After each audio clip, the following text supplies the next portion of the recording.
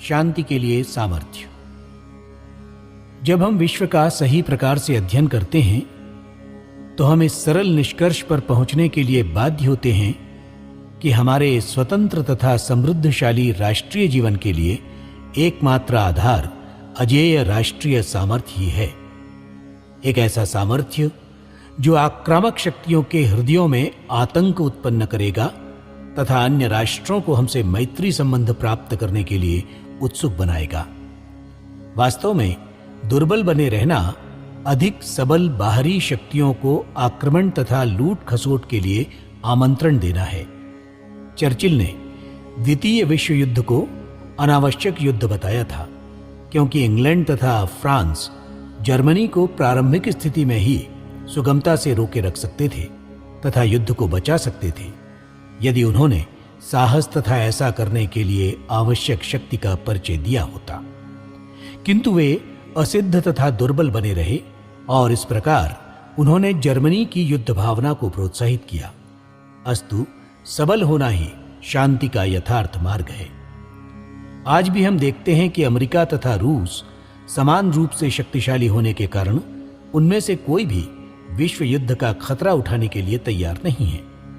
दोनों के पास विश्वनाशक मिसाइल हैं तथा दोनों को ही विदित है कि अणुयुद्ध से उनमें से कोई भी जीवित नहीं रह सकेगा। क्यूबा का प्रकरण हमारे लिए अत्यंत शिक्षाप्रद है। रूस ने क्यूबा को गुप्त रूप से अपनी मिसाइलों का अड्डा बनाकर अमेरिका की सुरक्षा को आघात पहुंचाने की कोशिश की, किंतु अमेरिका द्वारा तीव्र तथा त्वरित कार्यवाही ने रूस के प्रयत्न को रोक दिया तथा संसार को आगामी विश्वव्यापी संघर्ष से बचा लिया। परंतु इसका तात्पर्य यह नहीं कि दुर्बल देश सुरक्षित है अथवा युद्ध अब होंगे ही नहीं।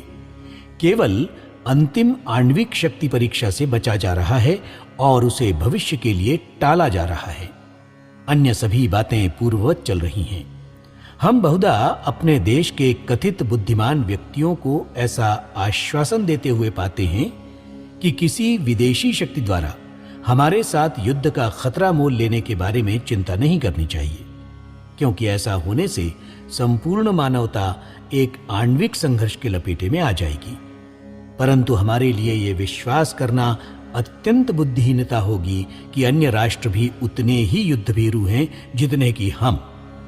वे युद्ध की नियमानुसार घोषणा किए बिना ही शत्रु प्रदेशों पर आक्रमण कर देते हैं तथा अधिकार कर लेते हैं। युद्ध की घोषणा किए बिना ही पाकिस्तान द्वारा कश्मीर और कच्छ में तथा चीन द्वारा लद्दाख और नेफा में अपने देश के विशाल भूखंड हथिया लेने का ज्वलंत उदाहरण हमारे सामने है। इसी प्रकार की कहानी आज भी इंडो चीन तथा अन्य स्थानों में दोहराई जा रही है। जग नहीं सुनता कभी दुर्बल जनों का शांति प्रवचन,